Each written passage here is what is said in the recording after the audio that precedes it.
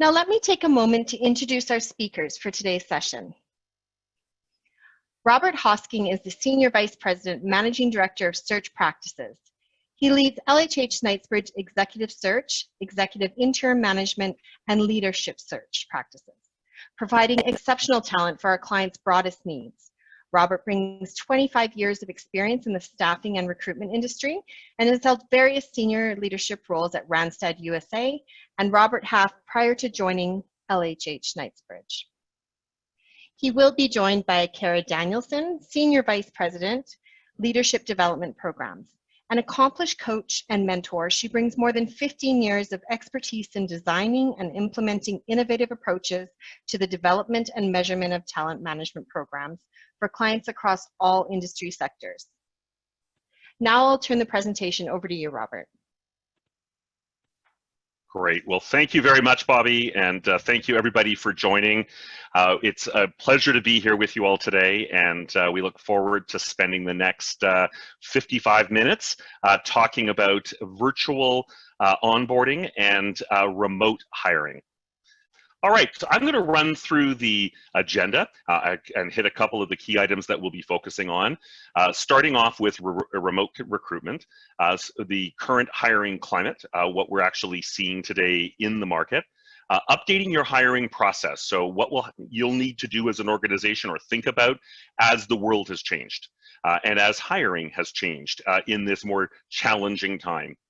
The changing candidate landscape, reducing risk in the overall process, the value of assessments, and then we'll move into virtual onboarding. So Cara will lead that part of the discussion, talking about organizational paradigm shifts, the purpose of virtual onboarding, the role of the organization, the role of the leader, the role of the employee, and then finish with a case study with an organization by the name of Numeris. And then we'll open it up to Q&A. Hopefully there are some great questions that we can help you with and wrap up the session with those. So if you think about or step back and think about where we are in the world today or what's gone on in the last couple of months, it's been very challenging times. And that's changed the way we are looking at or seeing or doing many things, both in business and in our personal lives. One of the things that we certainly have uncovered over the last couple of months, organizations are scrambling or trying to figure out how do they manage through this?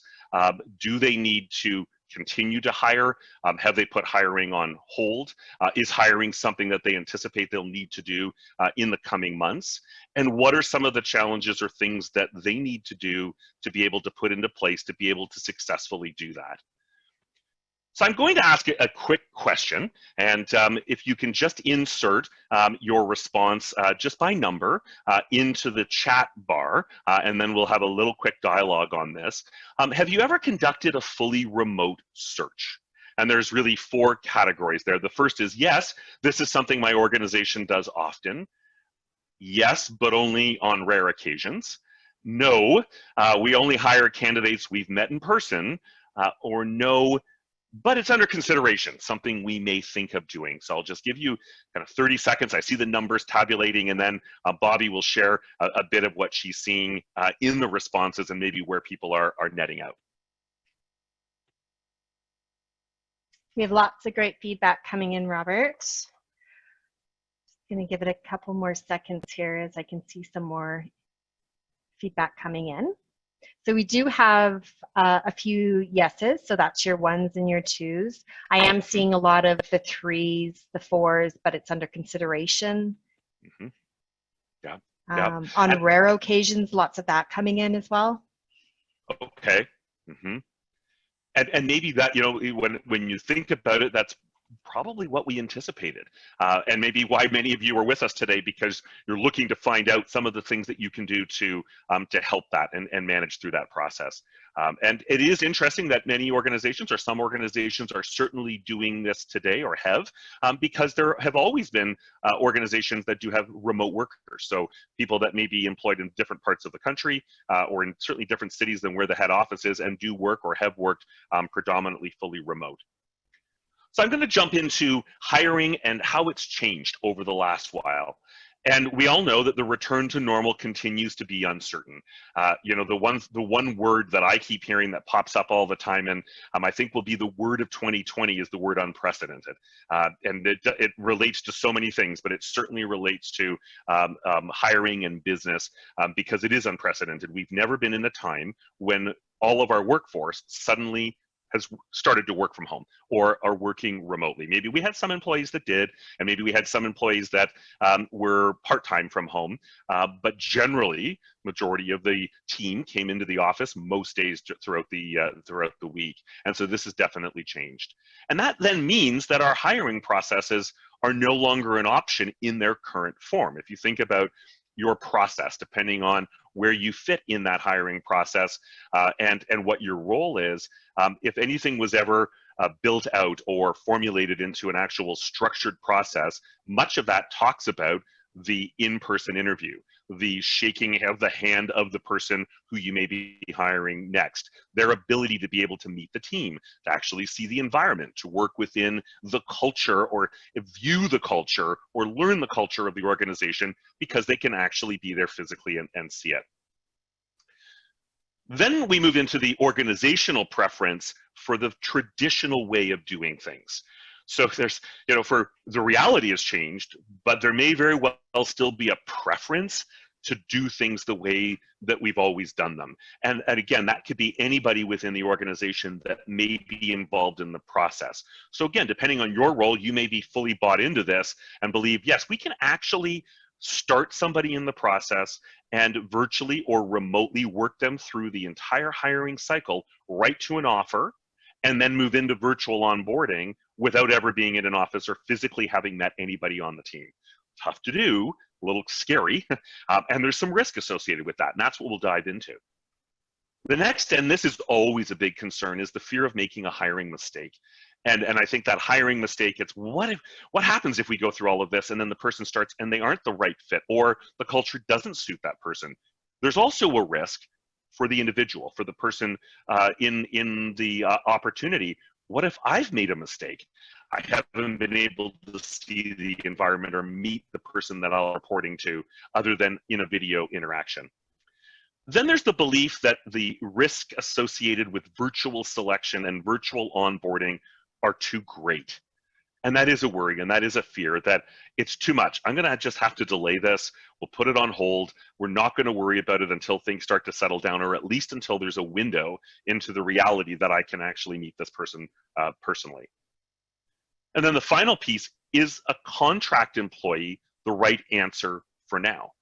So recognizing that maybe there's a fear or an element of concern hiring full-time, but the work still needs to get done. There's still opportunity there. Is it the right move to think about, maybe we need to bring in a contract person to help us get through this period, and I can do that more comfortably remotely, and go through that process than with a full-time person, and then I can make that decision.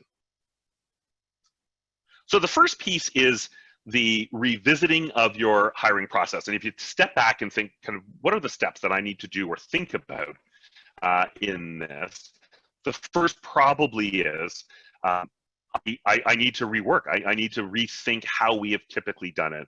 And the first piece of advice I would say is don't delay your search, because as you all likely know, it takes anywhere from 2 to 6 months before a candidate can start. And we do believe that this is a pause, definitely a crisis, but there's a pause. And many of the organizations that we're working with today are deciding to take that pause. I will wait, I will put this on hold, or I'll rethink this in a month when there's more of a window to when we may be back in the office physically. But having said that, 2 to 6 months from now, things should look, and certainly hopefully, look a little different than they do today. And so keeping things moving, keeping your search going and staying ahead of it is particularly important. So revisiting your current process and rework each step to reflect what is ultimately going to be a completely virtual approach, at least over the next little while. And then always be thinking, does this strategy align with the current and future state of work at my organization? How can I tie this in? Does it align? And what modifications do we need to make? So starting with the engagement of all the stakeholders, make sure everyone's bought in, make sure everyone's on board, and that may take some work on your part, depending again on where you fit into the structure, in helping people to see the opportunity, helping them to demonstrate that it is possible to go through this virtually without having, again, met the person, or for them having met the person, if they're feeling as though that's particularly important. Detailing out of that recruitment plan. So what does the plan look like? So this will take more front-end work, because there are some differences, as opposed to diving right in, which may be the way that historically things have been done. Taking a step back and thinking, what do we need to do? Who do we need to communicate with? What are the steps that need to be in play before we get started? Are we going to work this role internally, so this be done by the team, or will this be done through an external firm? Is this something that that we'd like to take out and pass to somebody else to work for us? And again, I would go on to say many organizations are finding themselves kind of at this point right now, which is, we know we need the person, we know that there's some challenges, we know that there's some opportunity that we can take advantage of, but how will this look? And then review and potentially rework that job profile. I would say that what we're hearing from many of the organizations that started work with us before kind of coming into this more challenging time, that they actually are changing their minds, or the way that they're looking at how this role will be in the future. The skills or the attributes or elements of the skill that will be important moving forward, because the business may be changing, and the business may be changing in such a way that the successful candidate may look different than we thought they would overall from a fit and from an experience perspective than they did even a few months ago. So really taking a look at that, digging in, is if a person is leaving the organization and it's a replacement, is the new person necessarily going to look and from a skill and experience perspective the same as the person who's exiting, and how will that look different? And then communicate the step-by-step plan, milestones, timelines, expectations of each person involved in the process very clearly right from the very start. The one thing that we've learned is that the virtual experience for a candidate feels longer in many cases than when there's live meetings involved. And what I mean by that is, hey, a virtual discussion, we're all on video, we're having a great conversation, I feel good. And then a week or two goes by, and if I'm working from home, so I'm still doing my other role, or maybe I'm not working currently, that gap or lag feels much longer when there isn't another in-person meeting to actually further tie this up or move it along in the process. And so time, we're finding, is often a challenge for potential candidates, where they become disengaged quickly if they aren't hearing what those next steps look like. So knowing what those should be on the front end are going to be particularly important.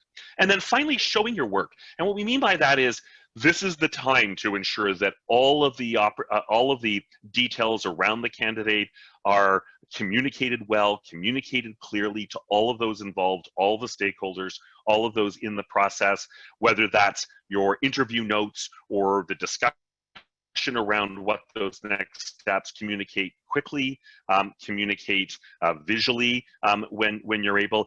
Because we're not in an office, we can't just walk down the hall and say, hey, by the way, what'd you think of that individual you met? And, oh, they were great, I thought they were really good, we definitely should move them along the process. We can't do that to the same degree anymore. So being very, very thorough in your notes and in the communication, and ensuring everybody is up to speed all the way along is critically important. So particularly important is the changing candidate landscape. And this is a real element of this, because scenarios for individuals, either passive job seekers, those that maybe are in jobs and would maybe be interested in making a move for the right opportunity, but also those that are maybe have found themselves outside of the workforce currently, given the circumstance. It's definitely changing. So we know that it's still a candidate market. There are still options out there for individuals, and even with the unfortunate downsizing and layoffs that have resulted, there are certainly candidates there that are looking for opportunities, but many that would be passive or would be thinking about making a move may have decided to take a pause. So there's a reason for that. It's possible that as we moved into this time where things became more challenging, there are candidates that feel it's a big risk to make a move. I don't know that I want to leave my current role that's secure and stable and I feel good about to move to something that I don't know. It's the fear of the unknown. I don't know about the organization. I don't know about their viability. I don't know, if they're going to, be able to weather through this. At the same time, I know that while I would consider making a move, maybe now isn't the right time. There's also this desire to help current companies through this crisis. And certainly we're seeing this in the leadership roles that where we are working with candidates that I'm committed. I'm committed to my team. I'm committed to the business. I'm committed to the organization. I just don't think I can do it. I don't think I can make the move. And then again, that concern about viability. We're also hearing that ads are not yielding the same results as desired. So maybe quantity has gone up, meaning there's more people applying, but the quality or the fit for the current open role isn't there. And that is a real kind of really speaks to the passive job seeker that has maybe moved back a little bit and yet may be the right person for your role. It's also becoming difficult to attract and engage. And we certainly have had circumstances where working on roles, great opportunities, great organizations, where people have actually stepped out of the process due to what is going on. I'll wait this one out. Definitely might be interested in a move down the road, but not today. And then there is that risk of disengagement throughout the recruitment process. So the time that it takes, the delays, maybe the delay of a start date, the delay of the next step, the uncertainty, candidates are often becoming a little frustrated in this process and may opt for something else. In fact, even when you think intuitively, maybe there aren't not as many opportunities. Even just recently, we've had individuals that were very serious about roles that we were working on that found another opportunity before the organization we were working with made a decision. So I'd like you just to look at this slide and think about a couple of the concerns that you may have about virtual recruitment. And so here are some of the things that we are certainly hearing. You may have something else that you're concerned about. The first are technology limitations, the lack of defined virtual recruitment process, not meeting the candidate in person, inability to determine culture fit, and lack of buy-in from the internal stakeholders, so those inside, or unsure of how to onboard virtually. And that's, of course, what we're going to move into shortly, which is how can you effectively do that? So just be thinking about that. If you'd like to drop into the chat anything else that you may be encountering, hopefully we'll cover those as well. But we'll move to the kind of reducing of the risk based on some of what we're hearing and some of what we're seeing. So risk. It's such a critical word. It's the fear. There's a fear that something or a risk that something won't go the way I hope it does, and of the fear or risk of making a mistake or doing something that doesn't go as well as we hoped. So the first is getting prepared. So being prepared, choose your technology carefully. And there's been a lot that's been published and written about virtual interviews. And again, as we experienced at the beginning of this webinar, technology isn't always our friend. So making sure that technology is chosen carefully and that everyone has been trained internally on how to work it.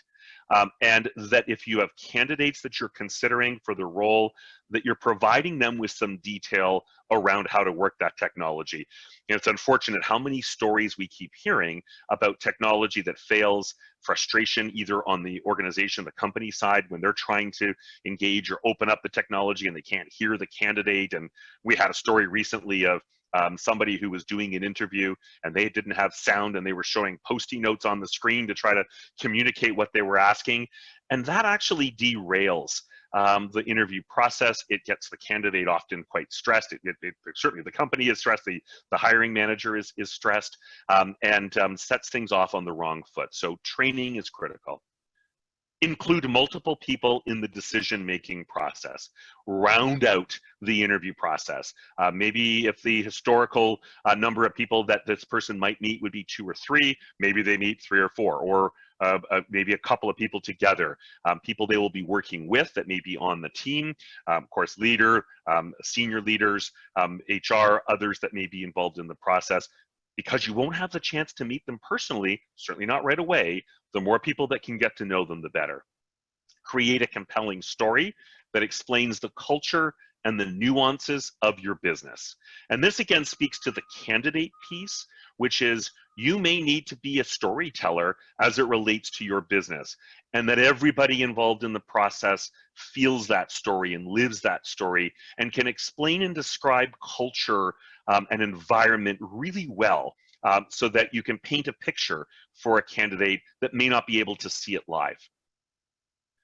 The conducting of quality interviews and the use of video for every candidate interaction, whether that's a follow-up conversation, certainly if it's an interview, but using that as a tool to help drive that. Provide interview questions in advance of a panel or shortlist interviews. And this is something we've had a number of companies that we're working with have started to do. Provide that list beforehand to help prep the candidate. You may only have an hour, it's on video. Give them the opportunity to really put their best selves forward and know where the conversation is going so that they can actually really prepare and think through. Including a situational role play, a case study, or a business plan as part of the process. Again, pulling it out a little bit and challenging the candidate in the areas that are really important to the organization. Set the next step at the end of each meeting. So that's the next step for everybody involved in the process, and making sure that they're aware of what that looks like. So they know maybe you've got their calendar. If you're the person in the meeting, you've got the calendar of the next interview that you can slot right in so that you keep the process going. Ask for references in advance or early. And this is particularly important because we know that third-party reference can help fill in the gaps in many cases of the areas that maybe we're uncertain and we're not sure. And even encourage the person who they're reporting to actually do those references, because they can gauge how did that person work in the team, how did they fit into the culture, into the environment of the company, and then uncover any potential risk. Integrate assessment, which I'll talk about in a second. Get to know the finalist personally. Maybe the final interview or one of the final interviews is a personal discussion. It's not about business. Maybe it's about what they like to do on the weekend. It's who are they as a person, and engage in a conversation that way. Get to know them, because you may not have met them personally. It's one way of cooling it down a little bit, becoming your real self, from a leader perspective, being your authentic self with somebody on the phone, but do that again via video. And then engage the entire team shortly after hire. Once the offer is accepted, maybe it's a virtual coffee. We've even done that internally. We've got somebody that's starting with us in about a month's time, and the team is already engaged a couple of times with that person virtually to help keep them engaged through what is a difficult time, and make them feel part of the team even before they start. So the last piece that I wanted to talk about was assessment, and how it's a critical element to help make your selection. And these are assessments that are done during the process to help evaluate the candidate, how strong a fit is the candidate for a specific role, including team and culture. Are there any red flags? What's the candidate's capacity to move into roles over time? What are the candidate's strengths? And how can they be leveraged and pull some of that out? And what does development need to look like to help onboard this person once they start the role? Because this assessment is an amazing tool to be able to dive into multiple areas or different segments, whether it's cognitive abilities, whether it's behaviors or behavioral-based motivation, culture fit, all are really critical, and this can help to tie this together as one of the tools. And so I'll leave you with this last visual, which really then describes the value of assessment in selection, and something that really can help eliminate some of that risk, or at least mitigate some of that risk, that uncertainty. The three heads that are there, and you can see the first, which is the interview, and the interview alone doesn't really give you enough or as much. And now that we're doing them virtually, again, of course, the interview, you're not sitting across the table from somebody, you're sitting screen to screen. So low probability of determining success in the role. Moderate probability of determining success in the role if you've done the interview and the references and the education that's there, and we know that that's a critical part. A much higher probability when you start to integrate simulations, you start to integrate that assessment into the mix, and then you've got a full picture of the individual, or a broader picture certainly of the individual and how they can contribute in the role. So with that, I would like to turn over to Cara, and she's going to walk through the virtual onboarding and how you can do this remotely and manage this remotely once you've made the decision. So the person's been hired, now let's get them set up for success and start the virtual onboarding process. So Cara, I'll pass to you. Thanks, Rob. Thank you so much. I'm so pleased today just to be talking to you about virtual onboarding. It's one of the things that we get really excited about when we talk about the opportunity to bring these new candidates into the organization. And you have such, such a big impression that you can make on these candidates. And so let's just talk a little bit about, what you can do to really bring these people up to speed in a virtual environment. Before we do that, let's just talk a bit about, we have a poll and we're going to ask you some questions. I may just ask Rob if you wouldn't mind advancing. We're having some technical difficulties around the advancing. So let's just go through these questions. So have you ever onboarded a candidate remotely? Number one, yes, this is something my organization does often. Number two, yes, but only on rare occasions. Number three, no, all onboarding is done in person. And four, no, but it's under consideration. I'll give you a moment or two, just let you fill in the chat and let us know, have you ever onboarded a candidate remotely? And Cara, it looks like there's lots of feedback coming in here. We're seeing a few yeses, lots of nos, under consideration. That's great, thank you. I think that's what we're hearing a lot from our clients, is that they don't have a lot of experience onboarding candidates remotely. And the good news is, I think that this is something that is really doable for organizations. We have some organizations that are already currently doing this today and have done, a really great job of engaging people early. And so we're going to talk a little bit more about what that could look like for an organization and what are some of the steps that you should take, some best practices, and maybe some things to avoid. As Rob said earlier, we're going to talk a little bit about the role of the organization, the role of the leaders, as well as the role of employees. And we really believe that those three roles have a shared accountability to really bring the onboarding journey to life. Next slide, please. One of the things that we know that there needs to be a paradigm shift. Today with the pandemic happening, with COVID, I think, as Rob indicated, we may be struggling around how will we bring people in and how will we hire people. But I think the role of virtual onboarding is essential. And I think that it'll go long beyond the pandemic. What we know is that people actually expect just-in-time training. They want to be able to do things on demand. And virtual training allows you to do that. It allows the learning to happen in the hands of the new hire. It allows you to learn things just in time when you need it on the job. Some interesting stats here, and I thought that I would share with you today. 22% of employee turnover happens within 45 days of hiring. So that's a pretty high number. And it's up to us to really think about what could that onboarding journey look like to make sure that people are really feeling engaged throughout the process.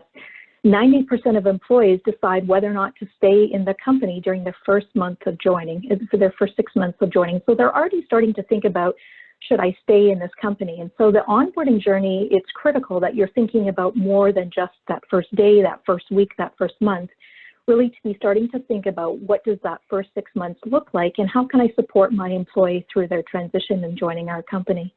The good news is, if we have great onboarding programs, that really can increase retention by 82%. So there's a lot that we can do to make sure that people are engaged and are feeling supported through that onboarding journey. And as we've talked about earlier, and we see in the chat window that really only 20% of companies have virtual onboarding approach. So there's a huge opportunity in this space to do more in terms of onboarding in a virtual way. The one thing that I would say is that we really need to be thinking about making it simple for employees. I think, you know, when we think about onboarding, we may think that this is a complicated process and there's a lot that we need to focus on. The more that we can do to design these approaches and these programs to be simple for the employees so that they can get the information just in time, the more successful we'll be. Next slide, please. Really what's critical is common sense and innovation. And I think that that's something that we all can do. A lot of times we think that there's a lot that we need to do to onboard employees, but I think this is really about what are the critical tasks, activities, and resources that our employees will need in our first day, our first month, and our first 100 days, and really simplifying the process. Again, I think technology plays a role in this. And so it's really important for us to look at what technology do we have as an organization, what tools do we have at our resources, and how can we really leverage those to make sure that we have an engaging onboarding process. There's 4 steps here that we're going to talk a little bit about in the onboarding process, and it's all around kind of adapting what we're doing today, the content, making sure it meets the needs of our new hires.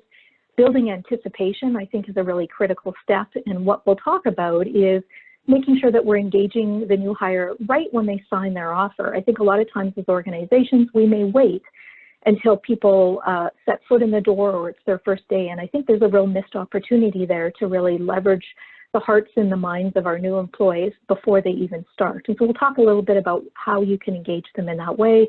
And how can we really build an accelerated learning curve and make sure that our team members, our new team members will have everything they need in their hands for the days that they start and onward, making sure that they feel supported and really ensuring that a growth mindset from an organizational perspective, from the manager's perspective, and from the employee. So let's just go to those slides next and we can just have a quick look at some of the things that we can consider. What I would want to let you know is that we'll provide this information to you after the session. So no need to be writing all these things down if you can't capture them. We'll be providing a handout as well as a recording of the session so that you can go in and be looking at all this information to support you afterwards.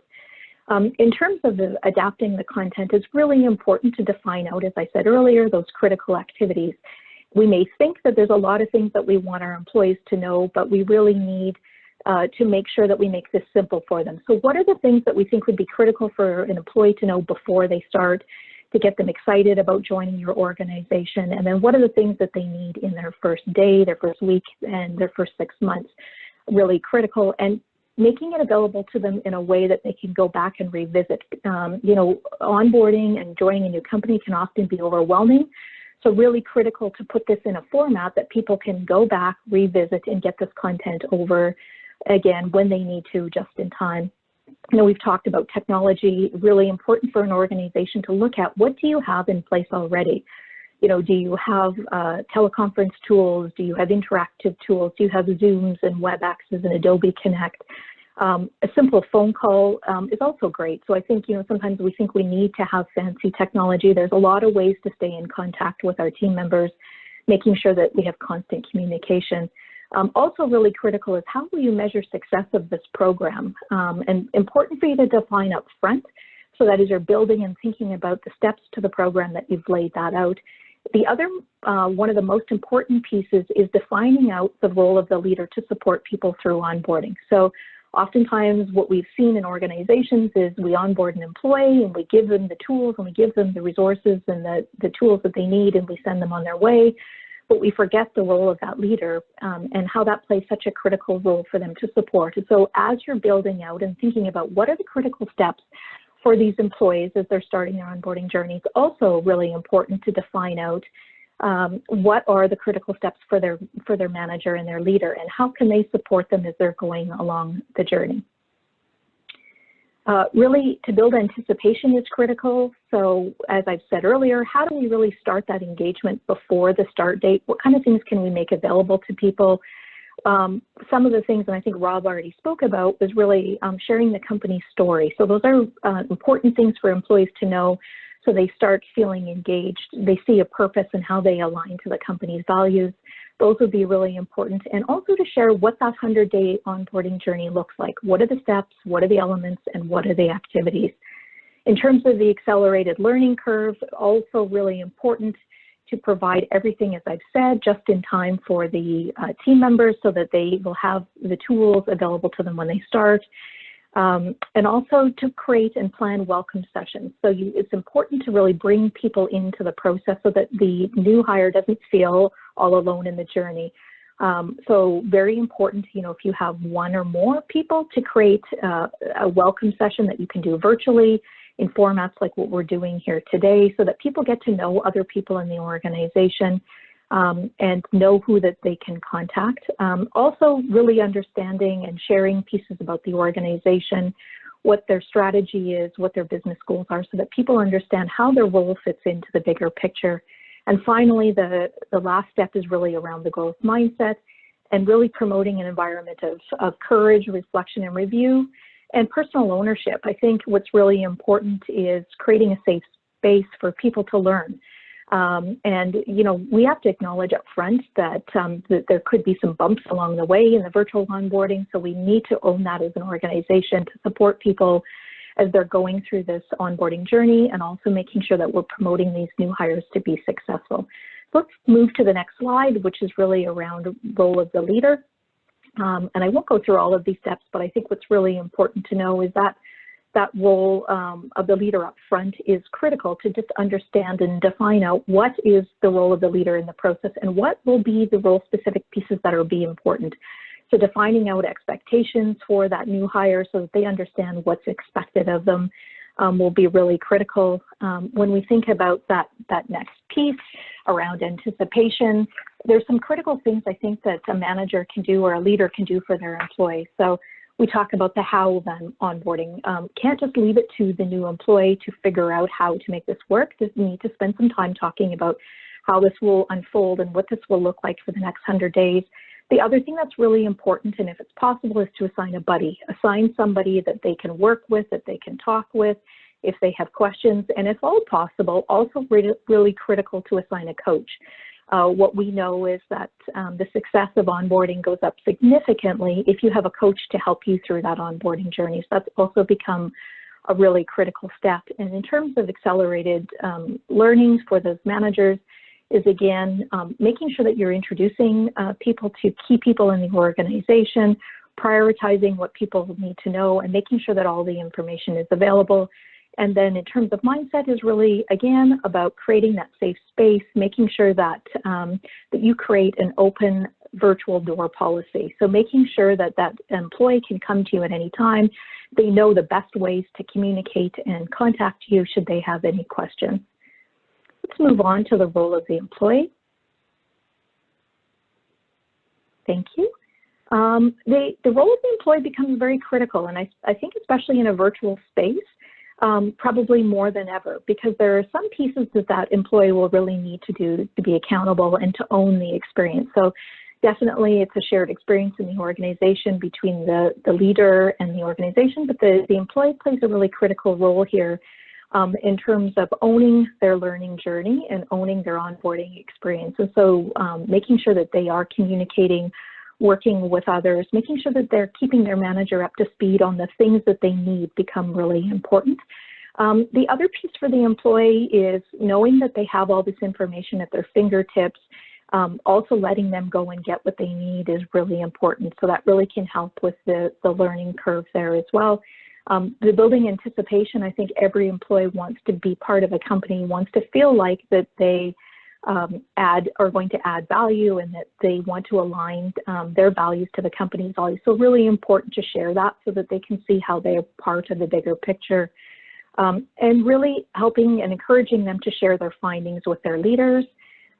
Making sure that they're meeting with their buddies, making sure that they're keeping meetings, I think become really important, so that they're working with other people, they're building the connections, and that they're using the technology and the tools to be able to do that.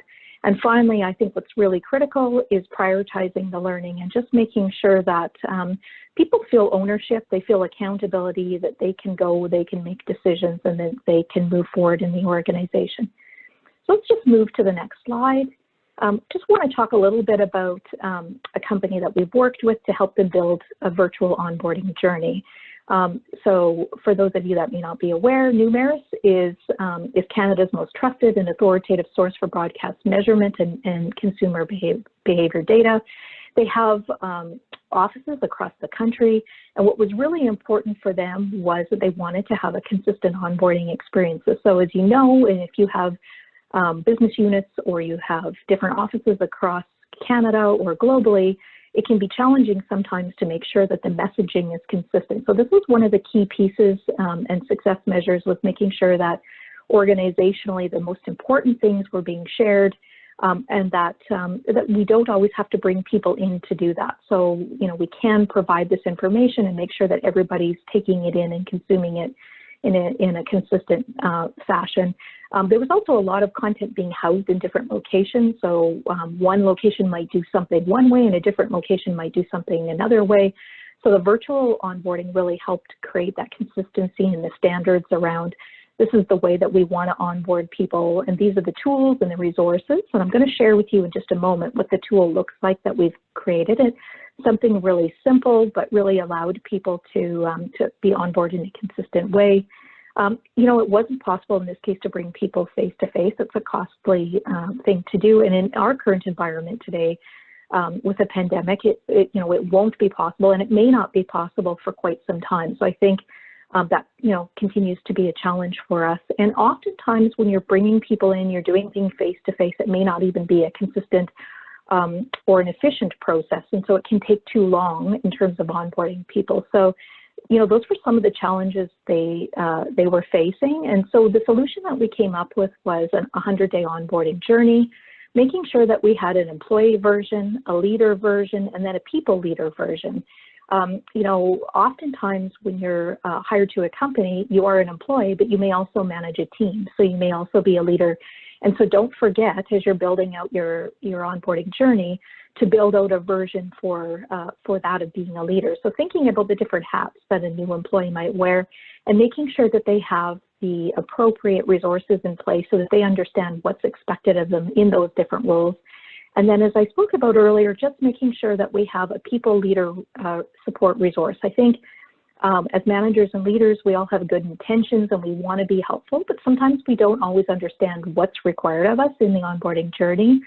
So having those tools at your fingertips to be able to lay out for you what's required of you as you onboard your team member will be really critical.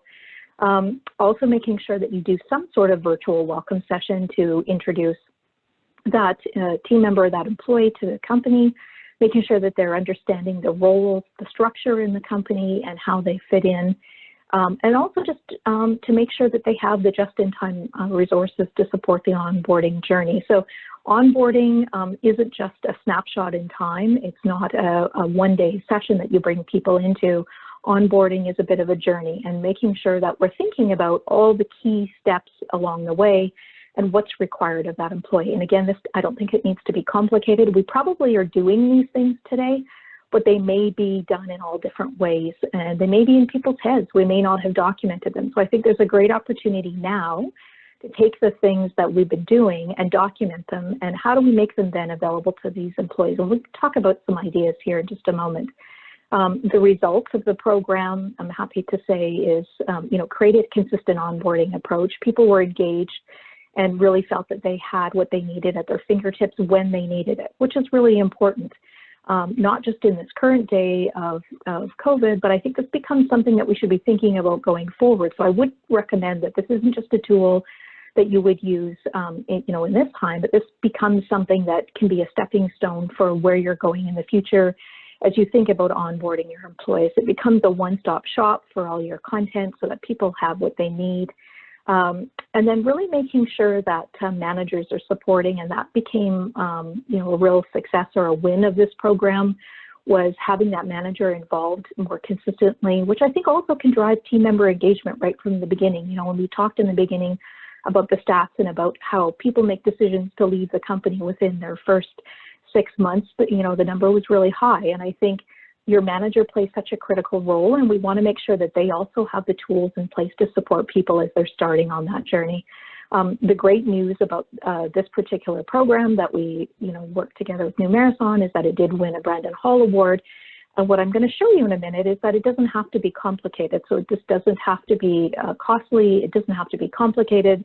As I said earlier, I think it just it takes some innovation for us to sit down and think about what's an innovative way that we can bring this to life for people. And I think also some common sense around what are the steps that people need to help them as they're supporting their onboarding journey. So why don't we go to the next slide? And I can give you a bit of a sense of what this toolkit looks like. So what this is the Numeris Welcome Onboarding Toolkit. As you can see down in the right-hand corner, there's a button. And on the button, there's a few different spots. So there's a new leader spot, there's a new employee, and there's a people leader support button. And you can, within this tool, you can turn the knob, so to speak, or you can click around to indicate which area that you would like to be viewing the materials in. So if I'm a new leader, I can move to that space if I'm a new employee or a people leader support. And again, this is a one-stop shop where you can go and get everything that you need. So why don't we just move to the next slide, and we can have a look at what an employee would see on their when they first receive this toolkit. So this really starts, as I talked earlier, before day one. So this is about all the information that you would want to provide to an employee before they start with the company. Now, this tool just happens to be an interactive PDF. So again, it's not a complicated tool. If you have that someone in your organization that can build interactive PDFs, then this is something that you can build. I would say that you could also build it in a more of a PDF style, just something that's simple, that lays everything out in one place for employees. Some of the other options are if you have a learning management system, if you have a SharePoint, if you have some of those content repositories where you can house content and information in a logical way, it'll allow you to be able to pull all this information in a simple way for employees. Some of the information that's on this page is really around the new hire information, the first day overview, and what you'll see is that there's links built into this page so that from a experience perspective, they can click on the links and it'll take them into the forms, it'll take them into the different information so that they can read and know more. So why don't we just go click on the first day overview, and we can have a little bit of a sense of what's in this page. And so really talks a little bit about what's required for these employees on their first day. If they come into the office, then there's some information about that. If they don't come into the office, there's some other pieces. And so this document will, provide all that information and help people as they start their onboarding journey. When we move into the next piece, it talks about your first day and what's really important. And I think a lot of times we think that we need to introduce people on the first day. We need to provide them with a lot of information about the company. Again, I think really critical that we provide a lot of that company information, the story of the organization, the values, the strategy pieces up front. People want to know more about the organization they're joining. So as much as we can provide to people in advance is great. And then when they join, we can really be focusing on, how do I get set up in my role? And, what are the drives? How do I use my computer? Who's on my team? There's some really basic things that employees need on their first day, and we want to make sure that we don't overwhelm them. Why don't we just move to the next slide, and we can have a quick look around on that day. So this is really in your first 30 days. And again, there isn't a particular order to this. I think what's important is just giving your employees the information they need and letting them consume it in a way that makes sense to them. People will start doing their jobs and they'll require different pieces of information at different times. And so just giving the information to them and then letting them go and take it just in time is really important. You'll notice next that it goes to the 60 days and what's important there. And again, we don't need to go through all of this, but I think, again, really important for you to identify what are the critical things you would want people to focus on. And these should not be huge lists. You'll notice that there's not a lot of content on these pages. This is about how do you get people in the door and how do you get them set up to be functioning and performing in their role really quickly, and what are the most critical things. And over time, I think you can add more to the learning journey, but these are really kind of some of the critical pieces to get you up to speed. And then really the next is really your 100-day and what's next. So what's going to happen after this and getting them going. The next tab is really all around my role as a leader. So if you're building an onboarding toolkit, also important to recognize that some of your employees might also lead teams. And so what information will they need to be able to lead their teams? Are there system pieces that they'll need to know how to log into? If there's certain ways that you want people to have one-on-ones or you want people to meet with their teams, to be able to provide that to them, so there's an understanding of how they can be effective quite quickly in terms of their leadership. And then finally, really around that people leader and making sure that you have a space specifically outlined for all the things that you would need, to support your new hire through their learning journey.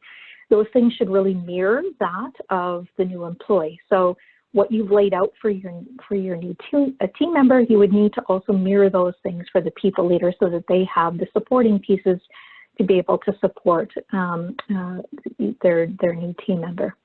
We'll just pause there, and I think we can move to the last slide, which is really a bit of a summary slide that talks about what are some of our best practices. So a bit of a recap of all the things that we've spoken about. Onboarding should really start the day that the new hire has signed their offer. So this onboarding doesn't start the day that they sign into their computer and receive their laptop. It's really all about getting things out to them quickly so that they can understand the organization and what's expected of them. Defining out front the expectations, the accountability, and their role becomes very critical so that they understand what's expected of them. And again, simplicity is key. I would say just to really outline for them what's expected in a simple way will be important. Use technology to mirror the physical process and environment. And what I mean by that is if there are things that you're doing today in a face-to-face setting to bring people together, simply use technology to bring those things to life. And make sure that your critical connections and support pieces are in place. So as we've talked about earlier, if there's an opportunity to have a buddy, there's an opportunity to have a coach, somebody that can support them through that learning journey, a mentor, somebody who's been in that role before can be very critical to helping them get up to speed. And you don't need to have a face-to-face connection to have those support pieces in place. Those are something that can be done virtually, and making sure that there's regular and consistent check-ins, and also just really making sure that their leader is involved and making sure that you've built in the pieces for those leaders to support. And then really lastly is around connect early and engage often. Really important that those new team members feel supported and that they know how to get a hold of you and how to get a hold of their team members to support them as they're going through their onboarding journey. At this time, we're going to move into some questions. And we would ask you to submit any questions that you have to your Q&A feature, and Bobby will bring some of them forward, and we're happy to answer them at this time. Great, thanks, Cara. So looking at conducting quality interviews, we had a lot of curiosity about why provide the interview questions in advance when we don't typically do that for face-to-face interviews. Yeah, it's a good question, and I think it's something that we have heard really in this changing time on the virtual. And if you think about the setup time that it takes when you're doing or conducting a virtual interview, so you're actually you've got a few minutes on the front end, and you need to prep for it and get ready, and there's nerves that are involved, and of course there's not the ability to be able to connect directly with the individual, so it's more formal. It doesn't feel maybe as casual or comfortable as it could in real life. The interview questions in advance give the individual some time to think through thoughtfully how would they typically answer. And maybe it's not all of the questions, but maybe there's a few key questions that gives them time to really think, digest, plan out to give you a better, more concrete answer to help determine if it aligns with what you're really looking for. And so it works well in panel discussions, certainly if there's more than one interviewer in the midst, because they're looking for maybe different things from the same answer. But there's also, I think, most important thing of eliminating or mitigating risk and reducing risk in the hiring process. This is one way. How well did the candidate prepare and plan? How well did they answer? Was it constructive? Was it strategic? Did they get into the kind of the elements that we really need them to be thinking about? And giving them in advance gives them time to really do that, essentially. So it may not work in all cases, certainly, and agreed that it's not something historically organizations have done, but certainly something we're hearing more about in the virtual world to get more out of those discussions and interviews. Great, thank you. The next question around some recommendations from you when the hiring manager is reluctant to move forward with the position because he or she would like to meet the candidate in person. Yeah, so this definitely is I think one of the most challenging elements right now, and we are experiencing this with a number of the organizations that we're working with, that it's, I can't move forward if I haven't met. So if I haven't met the person and I haven't been able to look them in the eye and been able to shake their hand, I'm just not comfortable.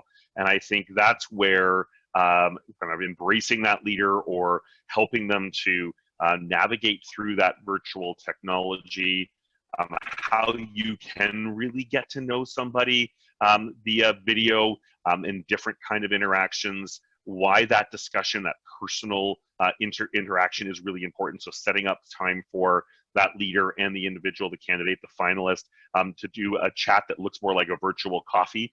So it is a little bit more informal to help them to get to that point. And again, I think the communication of all of the other elements that you've pulled, whether through assessment or the references or others, to help fill in maybe some of the gaps or the concern. And in many cases, it's asking what is your hesitation? What is it that you need to gain from the face-to-face that you feel you can't get in that virtual? It's not ideal, it's not perfect, and it's not the preferred way, certainly, but the delay may mean that you don't have access to that person that you really want, because the longer it goes without a decision, the more likely it is that candidate will no longer be available or will essentially lose interest. So what's the risk?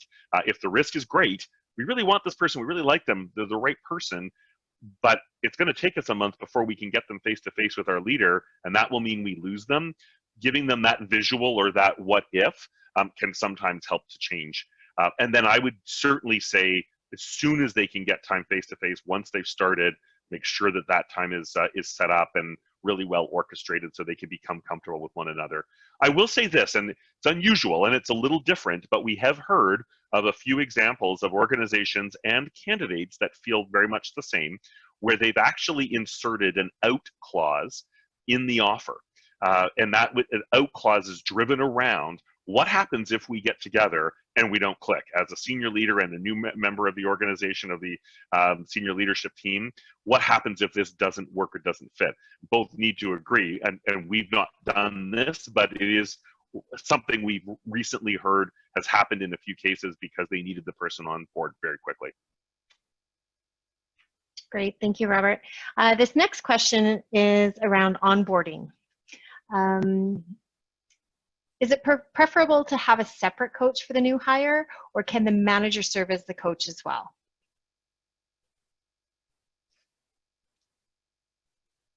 Cara, I think you're on mute.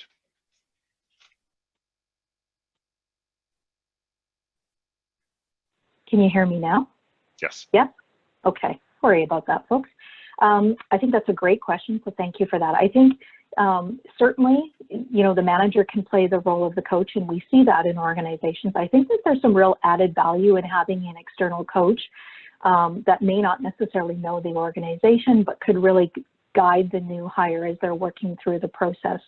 And certainly with a lot of either onboarding or transition programs that we do currently, we do use an external coach to help people. There is an ability to work with a coach to help them understand, this is an onboarding program, these are the things that we're trying to achieve, and making sure that that coach is actually working with that employee in a direct way to help them from an onboarding experience. I think the manager does play a role as a coach in terms of coaching them around some of the organizational nuances, but there is, I think, a real benefit if you're able to really look at how could you use an external coach in this process. Great, thank you, Cara. Another question has come in around onboarding again.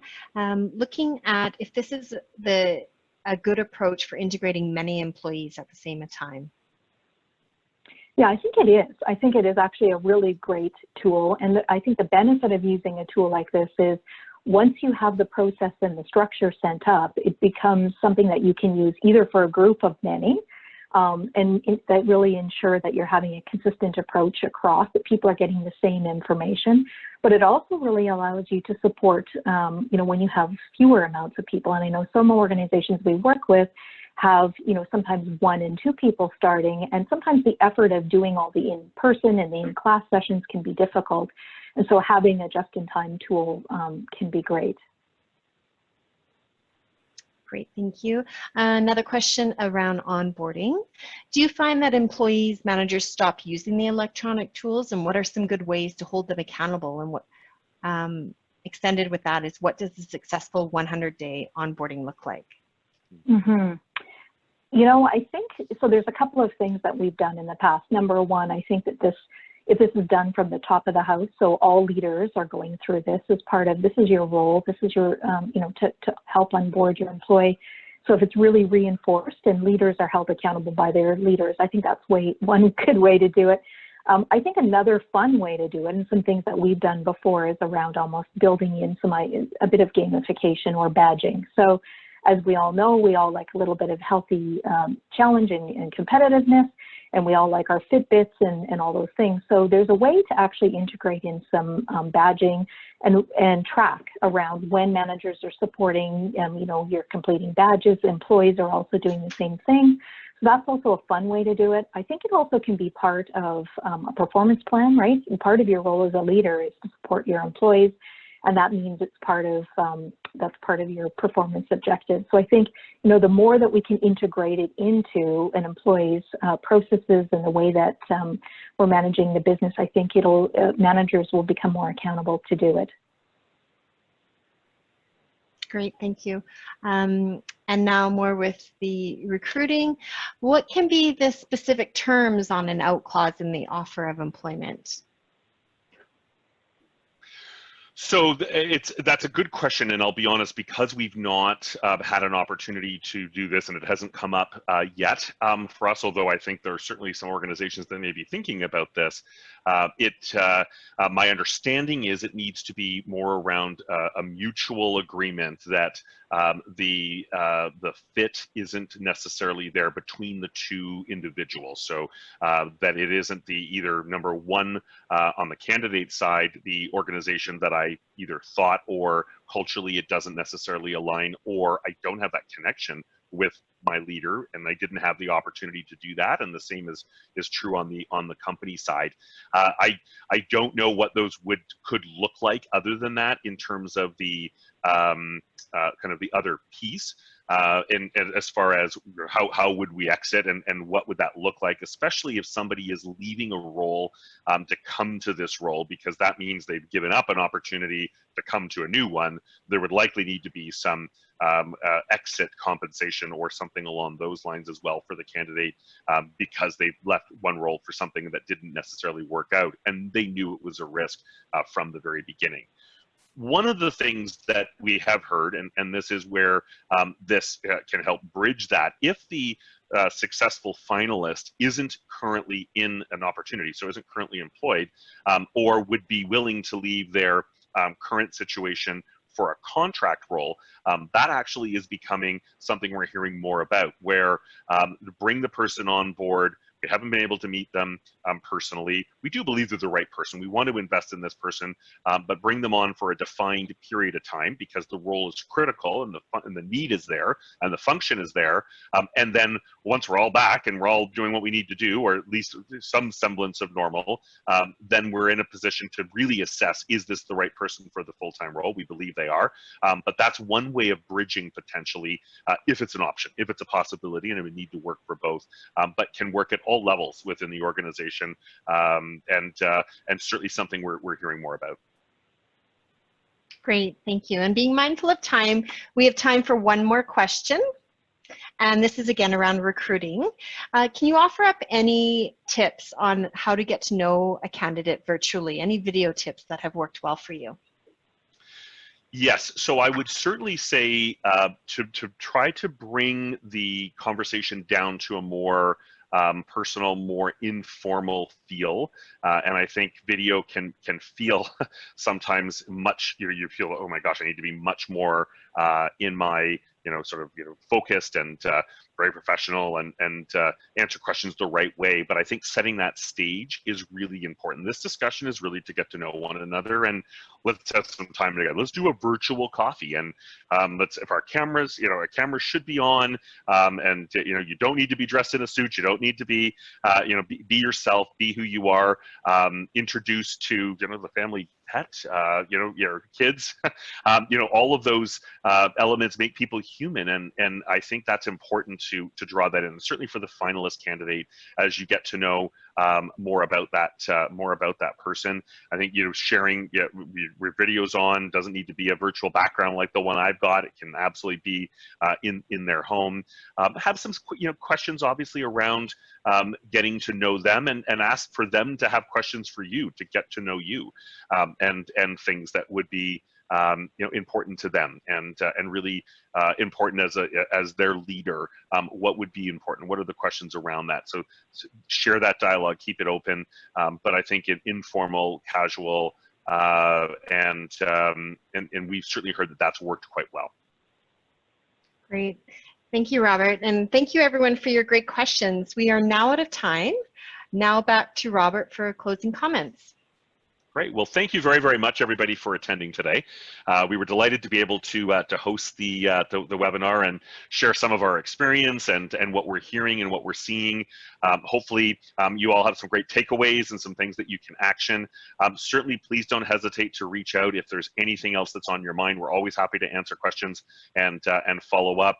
As Cara did say, there will be a takeaway that we'll send out shortly, which will summarize in many instances the examples that we shared, or some of the steps that you can use both in the remote recruiting as well as the virtual onboarding. So that will come out in the next day or so, and you can look for those. And we certainly have some other tools that can help from a virtual interview perspective, and some thought leadership and articles as well. If you're interested, you can certainly go to our LinkedIn page. Many of those are posted there, that can really help support and some of the experience that we've had. But thanks again, everybody. We truly appreciate the time. Please stay healthy and stay well, and we look forward to connecting in the future. Thanks very much, everyone.